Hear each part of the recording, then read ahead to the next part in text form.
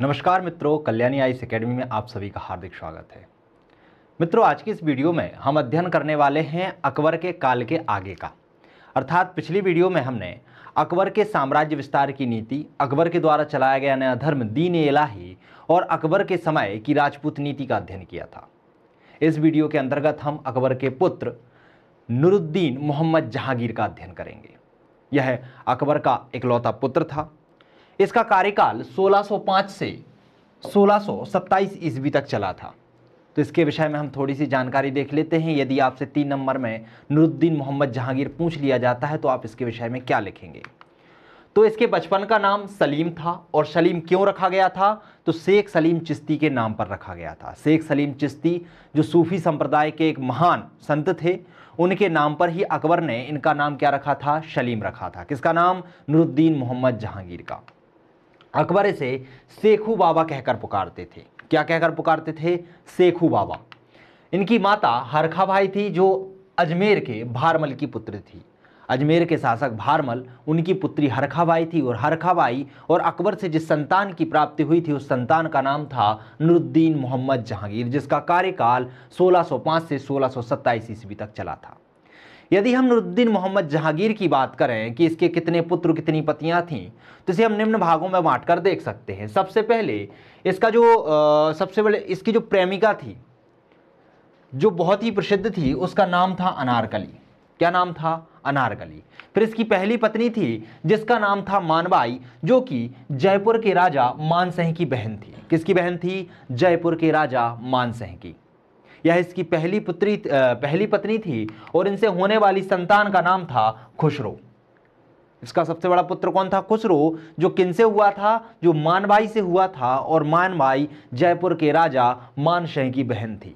दूसरी पत्नी थी जगत गोसाई, जिसे गोसाई जोधाबाई या मलिका जहां के नाम से जाना जाता था। यह मारवाड़ के राजा उदय सिंह की पुत्री थी। किनकी पुत्री थी? उदय सिंह की पुत्री थी। इनसे जिस संतान की प्राप्ति होती है उसका नाम था खुर्रम। और खुर्रम को ही क्या कहा गया? शाहजहां कहा गया। खुर्रम इनका मूल नाम था, शाहजहां इसकी उपाधि थी। इसके बाद एक और बीवी थी जिसे कहा जाता था साहिब जमाल। साहिब जमाल से जिस पुत्र की प्राप्ति हुई थी उसका नाम था परवेज। एक इनकी रखेल थी जिससे पुत्र की प्राप्ति हुई थी शहरयार की। अर्थात रखेल से होने वाले पुत्र का नाम क्या था? शहरयार थे। अंत में एक और पत्नी थी जिनका नाम था मेहरुनिशा या नूरजहां, जो कि अली कुली बेग की विधवा थी। अर्थात इसका विवाह अली कुली बेग से हुआ था। एक बार अली कुली बेग की जब मृत्यु हो जाती है, यह विधवा के तौर पर अकबर विधवा के तौर पर रहती है। और वहाँ पर जो जहांगीर है उसकी नज़र इस पर पड़ जाती है और उसे प्यार हो जाता है और उससे विवाह कर लेता है। आगे चलकर नूरजहां का बहुत ही हस्तक्षेप रहता है मुगल प्रशासन में, उसको भी हम देखेंगे। नूरजहां एक गुट का निर्माण कर लेती है जिसे नूरजहां गुट के नाम से भी जाना जाता है। तो आपको ये याद रखने की ज़रूरत नहीं है, ये बस कहानी समझने के लिए ज़रूरी होता है कि इनकी कौन सी पत्नी से कौन से पुत्र की प्राप्ति हुई। बस आपको इतना याद रखना है कि अकबर के पिता का नाम क्या था, उसके दादा का नाम क्या था, और अकबर के पुत्र का नाम और उसके नाती का नाम क्या था। क्लियर हुआ? सबसे पहले बाबर आता है, फिर हुमायूं आता है, फिर अकबर आता है, फिर जहांगीर आता है, और जहांगीर के बाद शाहजहां आएगा, और शाहजहां के बाद औरंगजेब आता है। तो ये आपको क्रम याद रखना है क्योंकि इनके पुत्र सीधे पूछ लिए जाते हैं। तो चलिए हम बात कर लेते हैं जहांगीर के मुख्य कार्य की कि जहांगीर के मुख्य कार्य कौन कौन से थे।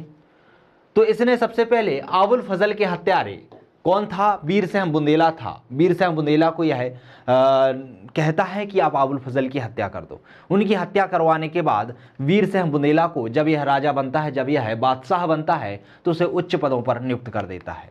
उसके बाद यह लाहौर में अनारकली का मकबरा बनवाता है। इसकी जो प्रेमिका थी अनारकली, उसका मकबरा कहाँ बनवाता है? लाहौर में बनवाता है। आगरा महल के बाहर न्याय की जंजीर लगवाता है। न्याय मांगने के लिए यह किसकी व्यवस्था करता है? न्याय की जंजीर की व्यवस्था करता है। लोक कल्याण हेतु 12 अध्यादेश जारी करता है। क्या क्या कार्य हैं इसके? तो इसने वीर बुंदेला को उच्च पद पर नियुक्त किया, अनारकली का मकबरा बनवाया, न्याय की जंजीर लगवाई और 12 अध्यादेश जारी किए। क्यों? लोक कल्याण के कार्य करने के लिए। इसने तंबाकू के उत्पादन, सेवन, बिक्री पर रोक लगाई थी। अर्थात शासन में, साम्राज्य में कोई भी व्यक्ति ना तो तंबाकू का उत्पादन कर सकता था, ना उसकी बिक्री कर सकता था, ना ही सेवन कर सकता था। इन सभी पर इसने रोक लगा दी थी। बंदियों को क्षमादान दिया। क्षमादान देने का एक नियम निकाला था कि जो भी बंदी हैं उन्हें क्षमादान दिया जा सके। चिकित्सालयों का उचित प्रबंधन किया। लोगों के लोक कल्याण हेतु, लोगों के स्वास्थ्य की रक्षा हेतु इसने बहुत सारे चिकित्सालयों का भी निर्माण करवाया था।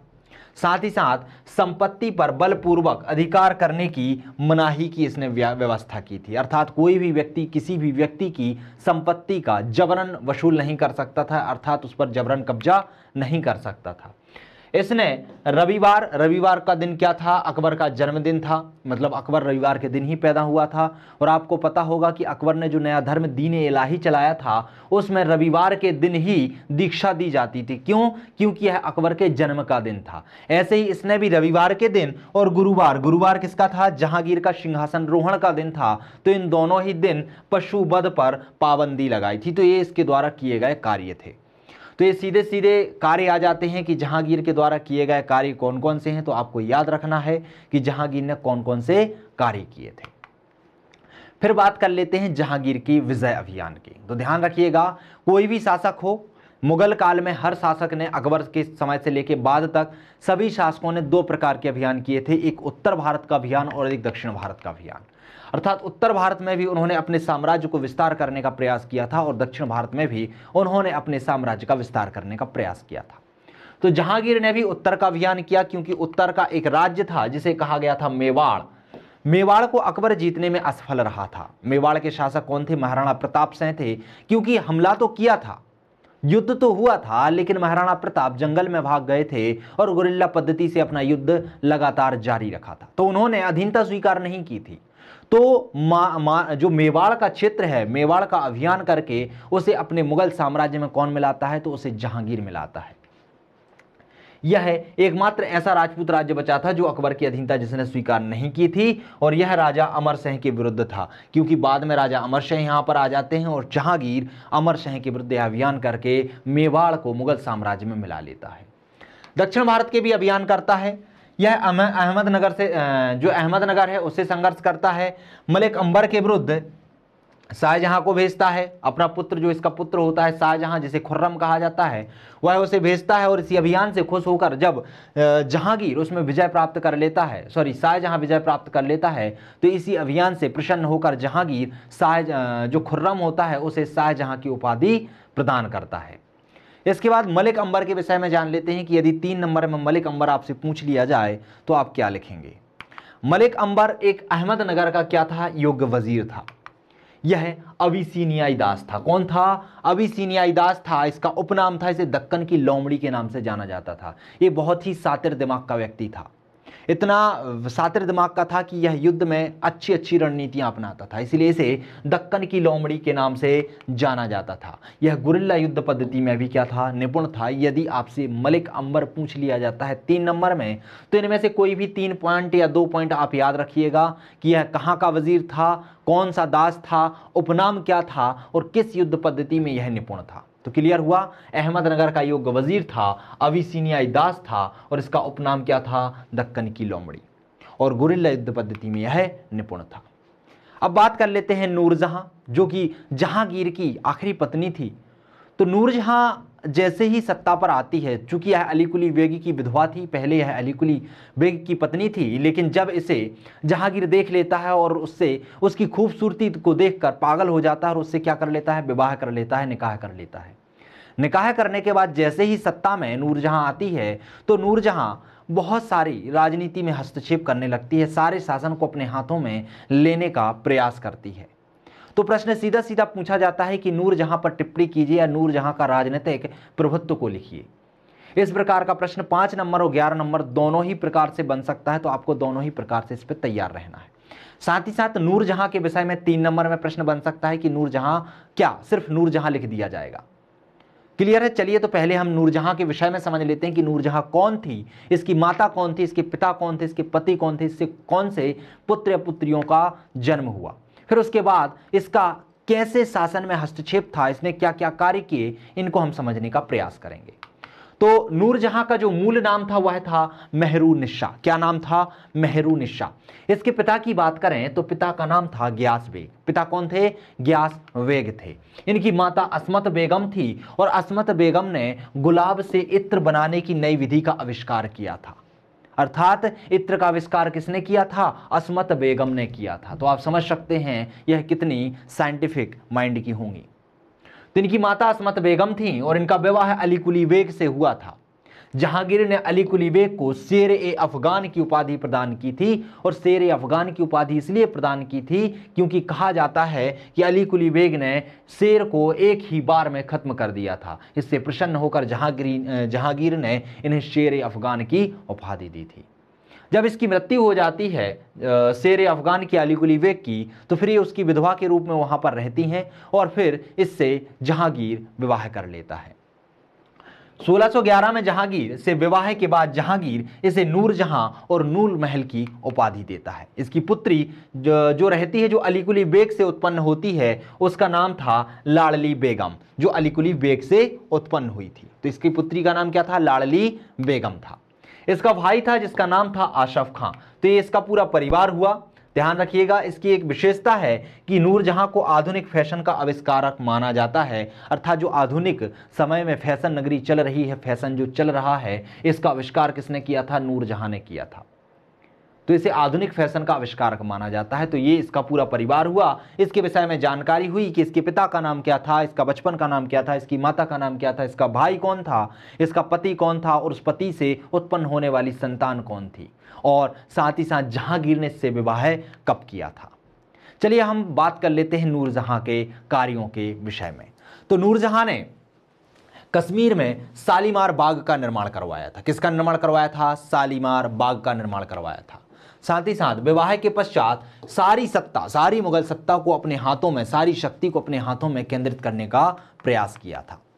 नूरजहां का नाम जहांगीर के साथ सिक्कों तथा आदेश पत्रों पर अंकित कराया गया। जैसे ही नूरजहां सत्ता में आती है तो उसने कहा कि जितने भी सिक्के जारी किए जा रहे हैं मुगल प्रशासन की तरफ से, तो उन सभी सिक्कों में जहांगीर के साथ साथ मेरा भी नाम अंकित होना चाहिए। जितने भी पत्र हैं सभी पत्रों पर जहांगीर के साथ साथ मेरे भी दस्तखत होने चाहिए। तो उसने अपने नाम और आदेश पत्रों पर भी अंकित कराए थे। इनके पिता गियास बेग के लिए उसने एतमद्दौला की उपाधि देकर वजीर नियुक्त कर दिया था, चूंकि मुगल प्रशासन में सबसे प्रमुख पद होता था वजीर का।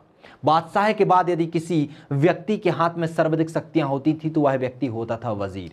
तो वजीर किसे नियुक्त कर दिया? अपने पिता एतमद्दौला को, मतलब गियास बेग को एतमद्दौला की उपाधि देकर क्या कर दिया? उन्हें वजीर नियुक्त कर दिया। साथ ही साथ अपना जो भाई आशफ खां था उसे खान ए शमा के पद पर नियुक्त कर दिया। अर्थात जो भी बड़े बड़े पद हुआ करते थे उन पर अपने भाई और अपने पिता को स्थित कर दिया। और नूरजहां गुट या जनता गुट का निर्माण करवाया। और इस गुट में कौन कौन था? नूरजहां थी, एतमद्दौला या उसका पिता था गियास बेग, साथ ही साथ अस्मत बेगम और आशफ खां एवं शहजादा खुर्रम, जिसे शाहजहां कहा जाता है, वह सभी लोग थे। इनको एक गुट में लेकर वहां पर राजनीति करने लगती है और राजनीतिक गुटों का निर्माण कर लेती है। साथ ही साथ कोशिश करती है कि शाहजहां ही अगला बादशाह बनकर सामने आए, और वह अपने इस कार्यक्रम में सफल भी हो जाती है। इसके बाद जहांगीर के विरुद्ध बहुत सारे विद्रोह भी होते हैं। कौन कौन से विद्रोह हैं? क्योंकि कोई भी शासक है, यदि इसकी बहुत सारी संतानें होंगी तो उसके विरुद्ध विद्रोह भी अवश्य होंगे। सबसे पहला विद्रोह तो इसके बड़े पुत्र खुसरो खां के द्वारा होता है, और वह विद्रोह होता है 1606 ईस्वी में। यह जहांगीर का सबसे बड़ा पुत्र था और इसने अर्जुन देव कौन थे? तो यह सिखों के 5वें गुरु थे। उनकी सहायता से जहांगीर के विरुद्ध विद्रोह कर देता है, और यह विद्रोह होता है सत्ता को हासिल करने के लिए। 1622 में शाहजहां ने खुसरो को बुरहानपुर में मरवा दिया। उसको लगा कि ये विद्रोह कर रहा है पिता के ही विरुद्ध, तो उसको पकड़वा के मरवा देता है, और साथ ही साथ अर्जुन देव को भी मृत्यु दंड दे देता है। और अर्जुन देव का जो पुत्र हरगोविंद होते हैं उन्हें ग्वालियर की जेल में भिजवा देता है। तो ये विद्रोह यदि आपसे पूछ लिया जाए 5 नंबर में, तो आपको कुछ पॉइंट आने चाहिए जिसके विषय में आप लिख सकें। 3 नंबर में भी प्रश्न पूछा जा सकता है और 5 नंबर में भी, तो आपको इसके लिए तैयार रहना है। इसके बाद महावत खां इसका सबसे योग्य सेनापति था। किसका? जहांगीर का। वह विद्रोह कर देता है 1626 में। महाबत खां जहांगीर का सबसे प्रभावशाली सेनापति था और वह जहांगीर के समय सबसे बड़ा विद्रोह भी करता है। मतलब जहांगीर के काल में जो सबसे बड़ा विद्रोह होता है वह महाबत खां के द्वारा ही होता है। जहांगीर की मृत्यु 1627 ईस्वी में हो जाती है और उसे रावी नदी के तट पर लाहौर में शहादरा नगर में दफना दिया जाता है। तो ये इसकी मृत्यु हो जाती है। प्रीलिम्स के पॉइंट ऑफ व्यू से इंपॉर्टेंट है, मेंस के पॉइंट ऑफ व्यू से नहीं। सिर्फ इसके कार्य आपको याद रखने हैं और ये जो शासक होते हैं, जो विद्रोह होते हैं, इनको प्रमुख तौर पर आपको 3 नंबर के हिसाब से ही याद रखना है। ज़्यादा डिटेल्स में नहीं जाना है क्योंकि मुगल सत्ता बहुत विस्तृत है, बहुत बड़ी है। यदि कहानी में आप जाएंगे तो आपको 3-4 दिन सिर्फ और सिर्फ शाहजहां या जहांगीर को पढ़ने में ही लग जाएगा। तो आपको ज़्यादा डिटेल में नहीं पढ़नी है। जो एग्जाम के पॉइंट ऑफ व्यू से बहुत इंपॉर्टेंट है, महत्वपूर्ण है, आपको उनको ही ध्यान में रखकर अध्ययन करना है। चलिए बात कर लेते हैं हम जहांगीर के काल में चित्रकला के विकास का वर्णन। अर्थात जो जहांगीर का काल था वह चित्रकला का स्वर्ण युग माना जाता है। चित्रकला के संदर्भ में स्वर्ण युग की इसे संज्ञा दी जाती है। तो आखिर किस तरीके से चित्रकला का विकास हुआ था, चित्रकला की क्या क्या विशेषता थी और जहांगीर के काल में कौन कौन से महान चित्रकार हुआ करते थे। तो चलिए हम जान लेते हैं कि जहांगीर के काल को चित्रकला का स्वर्ण युग क्यों कहा जाता है या स्वर्ण काल की संज्ञा क्यों दी जाती है। तो जहांगीर ने हेरात प्रवासी जो आगा रजा थे उनके नेतृत्व में आगरा में एक चित्रणशाला का निर्माण करवाया। किसका निर्माण करवाया था? एक चित्रणशाला का निर्माण करवाया था। किसके नेतृत्व में? तो हैरत रजा आगा रजा के नेतृत्व में। और जो कहाँ के प्रवासी थे? हेरात के प्रवासी थे। जहांगीर का काल मुगल काल के चित्रकला का चरमोत्कर्ष का युग माना जाता है। जहांगीर अपनी आत्मकथा तुजो के जहांगीरी में कहता है कि कोई भी चित्र किसी भी मृतक या जीवित चित्रकार द्वारा बनाया गया हो या किसी भी चित्र की कोई भी कलाकृति, चाहे उसकी आंख हो, चाहे उसके हाथ हो, चाहे उसके ओंठ हो, किसी भी चित्रकार ने बनाए हो, मैं उस चित्र को देखकर पहचान सकता हूं कि उसकी कौन सी कृति किस चित्रकार द्वारा बनाई गई है। अर्थात आप समझ सकते हैं कि जहांगीर को चित्रकला की कितनी पहचान थी।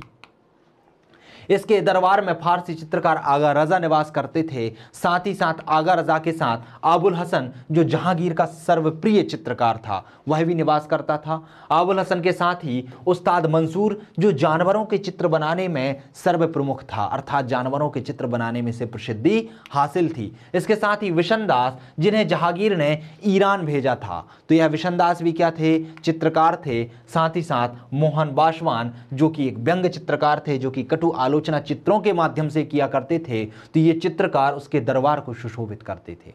तो उसके दरबार में कौन कौन से चित्रकार थे? तो उसके दरबार में आगा रजा, आबुल हसन, उस्ताद मंसूर, विशन दास और मोहन बाशवान जैसे चित्रकार उसके दरबार को सुशोभित करते थे। बात कर लेते हैं कि जहांगीर के काल में जो चित्रकला का विकास हो रहा था उस चित्रकला की विशेषताएं क्या क्या थीं। तो सबसे पहले इस समय की जो चित्रकला थी, तो इस समय की चित्रकला में रूपवादी या यथार्थवादी चित्रकला पर विशेष बल दिया गया था। साथ ही साथ चौड़े हाशियों का प्रयोग किया गया। फूल पत्तियों, पशु पक्षियों और मानव की आकृतियों से इन्हें सजाया जाता था। तो जो चित्र बने जाते थे उन चित्रों को फूल, पत्ती, पशु और पक्षियों की आकृतियों के द्वारा सजाया जाता था।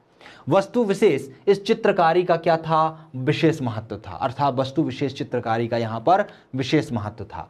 प्राकृतिक विषयों पर अत्यधिक चिंतन किया जाता था और उस पर चित्रकारी की जाती थी। यूरोपीय प्रभाव यहाँ की चित्रकारी पर दिखाई देता है। अर्थात वंश, व्यक्ति विशेष का चित्रांकन करना। यूरोप में क्या होता था? वंश या व्यक्ति या विशेष का चित्रांकन होता था। तो ऐसे ही मुगल काल में आप देखेंगे तो जहांगीर का चित्र बन रहा है, शाहजहां का चित्र बन रहा है, अकबर का चित्र बन रहा है। तो वंश विशेष के चित्रों पर विशेष जोर दिया जाता था। अर्थात इसमें यूरोपीय चित्रकारी का प्रभाव भी दिखाई देता है। तो मुगल काल की यदि चित्रकला की बात करें तो मुगल काल की चित्रकला या फिर जहांगीर के समय की चित्रकला की बात करें तो उसकी यह विशेषताएं थी। अब बात कर लेते हैं जहांगीर के पुत्र शहाबुद्दीन मोहम्मद शाहजहां की, जिसका मूल नाम खुर्रम था। इसका कार्यकाल 1627 से 1666 ईस्वी तक चलता है। शहाबुद्दीन मोहम्मद जो शाहजहां था इसके विषय में ज़्यादा जानकारी नहीं मिलती है। ज़्यादा इसने ऐसे कुछ कार्य किए नहीं। कुछ सैन्य अभियान है उनको हम देख लेते हैं। जैसे कि शाहजहां के सैन्य अभियान की बात करें तो इसने भी उत्तर का अभियान और दक्षिण का अभियान दोनों अभियान किए थे। उत्तर के अभियान की बात करें तो उत्तर के अभियान में बल्ख का अभियान 1646 में और कंधार का अभियान 1649 ईस्वी में इसने किया था। साथ ही साथ यदि हम दक्षिण के अभियान की बात करें तो 1633 में अहमदनगर ने मुगलों की अधिकारिता को स्वीकार कर लिया था। अभी तक अहमदनगर को मुगल साम्राज्य में मिलाया नहीं गया था, लेकिन इसे मुगल साम्राज्य में मिलाने का कार्य शाहजहां करता है। 1636 में बीजापुर का अभियान करता है और 1636 में ही गोलकुंडा ने मुगलों की अधीनता स्वीकार कर ली। तो गोलकुंडा, बीजापुर और यदि हम अहमदनगर की बात करें तो इन्होंने मुगल साम्राज्य की अधीनता किसके समय में स्वीकार की थी? तो यह इन्होंने शाहजहां के कार्यकाल में स्वीकार की थी। शाहजहां का काल भी एक अद्भुत काल था वास्तुकला के क्षेत्र में, उसका भी हम अध्ययन करेंगे।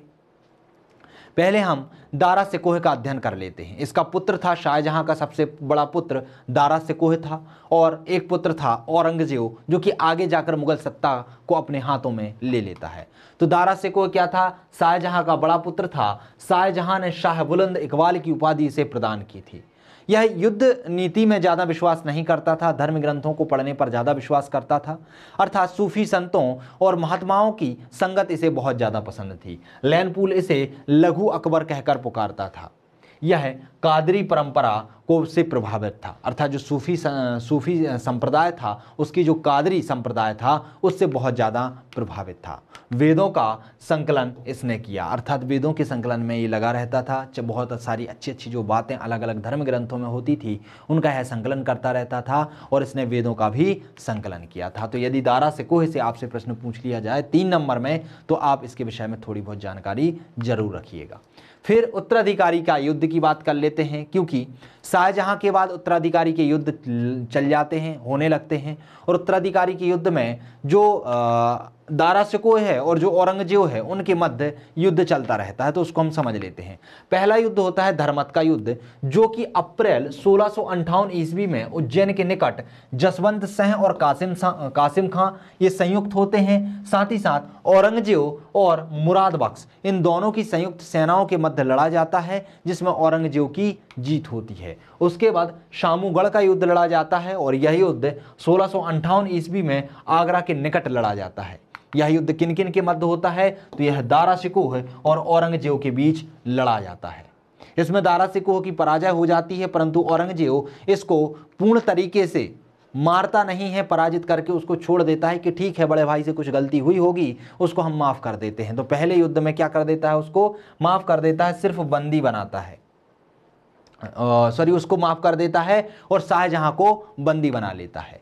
अगला देवराय का युद्ध होता है और देवराय का युद्ध मार्च 1659 को अजमेर के निकट लड़ा जाता है। यह भी दोनों के मध्य होता है, दारा सिकोह और औरंगजेब। इसमें औरंगजेब क्रुद्ध होकर दारा सिकोह की हत्या कर देता है, उसे मृत्युदंड दे देता है। शाहजहां की मृत्यु 1666 ईस्वी तक हो जाती है। उसकी पुत्री जो जहां आरा होती है उसकी सेवा करती है। किसकी? शाहजहां की। तो शाहजहां की सेवा करने के कारण जहां आरा के लिए जहांगीर क्या कहता है? साम्राज्य की प्रथम महिला कहकर पुकारता है, प्रथम महिला की उपाधि प्रदान करता है। शाहजहां की कब्र आगरा में मुमताज महल की कब्र के बगल में ही बनाई गई है। आलमगीर मोहम्मद औरंगजेब, जो कि शाहजहां का पुत्र होता है, वह सत्ता पर बैठता है 1658 ईस्वी से और उसका कार्यकाल 1658 से प्रारंभ होकर 1707 ईस्वी तक चलता रहता है। 1707 ईस्वी में औरंगजेब की जैसे ही मृत्यु होती है, मुगल साम्राज्य का विघटन प्रारंभ हो जाता है। क्यों? क्योंकि उसी वक्त बहुत सारी शक्तियां, जैसे कि हम बात करें निजामों की, हम बात करें मराठाओं की, तो ये क्या उभरने लगती हैं। मराठा बहुत ज़्यादा प्रभावी हो जाते हैं और उसी वक्त अंग्रेजों का प्रभुत्व भी धीरे धीरे बढ़ने लगता है। तो इस कारण से मुगल साम्राज्य का धीरे धीरे पतन होने लगता है और पतन स्वरूप आगे चलते चलते 1857 की क्रांति में बहादुर शाह जफर इस वंश का अंतिम सम्राट होता है और उसके बाद उसे रंगून भेज दिया जाता है और रंगून में ही उसकी मृत्यु हो जाती है। तो बात कर लेते हैं हम आलमगीर मोहम्मद औरंगजेब की। मुगल साम्राज्य का एकमात्र शासक था जिसने 2 बार राज्याभिषेक किया था। ध्यान रखिएगा, मैंने आपको बताया था कि अकबर भी ऐसा शासक था जिसने 2 बार राज्याभिषेक करवाया था, लेकिन उसका राज्याभिषेक राज्य पद पर ना होकर एक बालक के रूप में होता है। वह किसके संरक्षण में रहता है? वह एक व्यक्ति के संरक्षण, बैरम खां, वह व्यक्ति का नाम क्या होता है? बैरम खां, उसके संरक्षण में रहता है। परंतु जो औरंगजेब है वह दो बार अपना ही राज्य अभिषेक करवाता है और यह बचपन में नहीं रहता, किसी के संरक्षण में नहीं रहता। तो यह एकमात्र ऐसा मुगल शासक होता है जो अपना राज्य अभिषेक 2 बार करवाता है। इसके अपने जो शासनकाल होता है 50 वर्षों का रहता है, उसमें वह सबसे ज़्यादा समय 26 वर्षों तक तो दक्षिण भारत में ही रहता है। इसने बीजापुर एवं गोलकुंडा को मुगल साम्राज्य में मिला लिया था। साथ ही साथ इसे दक्षिण का सम्राट तथा जिंदा पीर कहा जाता था। जिंदा पीर क्यों कहा जाता था? क्योंकि यह शरीयत की बातों को शब्द शाह मानता था, इसलिए इसे जिंदा पीर की उपमा भी दी जाती थी। 1707 में इसकी मृत्यु औरंगाबाद में हो जाती है।